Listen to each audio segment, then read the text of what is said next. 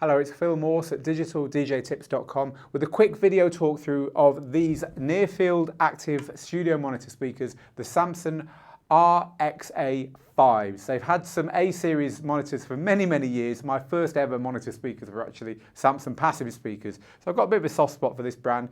They are more bang for your buck. You know, these are a reasonably priced monitor. So are they good? You know, do you get enough for your money to make them worth spending that amount of money on instead of spending a bit more on something that maybe is a little bit more refined and got a bit more finesse? Well, that's what we're going to talk about today.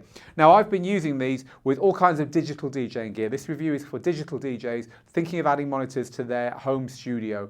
But having said that, I think these would be great for DJ producers as well. They're good enough. Okay, this is one of them. I'm going to turn it around so you can see the front of it. They're a very, very understated monitor. There's nothing there, not like the KRK Rockets that have the bright yellow woofers. There's nothing really here that says anything other than generic, apart from this rectangular area here, which has got the ribbon tweeter behind it. Now, a ribbon tweeter is reputed to push out more energy, more noise, basically, than a normal tweeter, up to 4 times more, and disperse it better with this design. So Samson is saying that this will give you really nice highs at a wider area and more efficiently. So that's one of the things that we tested these on. It's only a 5-inch woofer on this one. There's a 6-inch one available as well. And you might have noticed the cabinet's quite big for a speaker with a 5-inch woofer. It's quite heavy as well, about 7 kilos. It's made of MDF, it's vinyl coated, and they give an impression of quality. Now, as far as sound quality goes, the bass out of this, it got bassier and bassier over the time we were using it. It was quite good out of the box, but after a week or two of bedding in, this gave a real thump. It was quite surprising for the size of woofer. And the tweeter, well, it was smooth, it was nice, there was nice wide dispersion, so you could hear, you know, you didn't have to be in exactly the right place near field in front of them for it to sound good. So top marks for that as well. Overall, the sound quality I thought was excellent, especially for the price, which is why I think they'll be perfectly good for someone who's taken their first forays into production, as well as for the DJ producer whose needs aren't quite so demanding.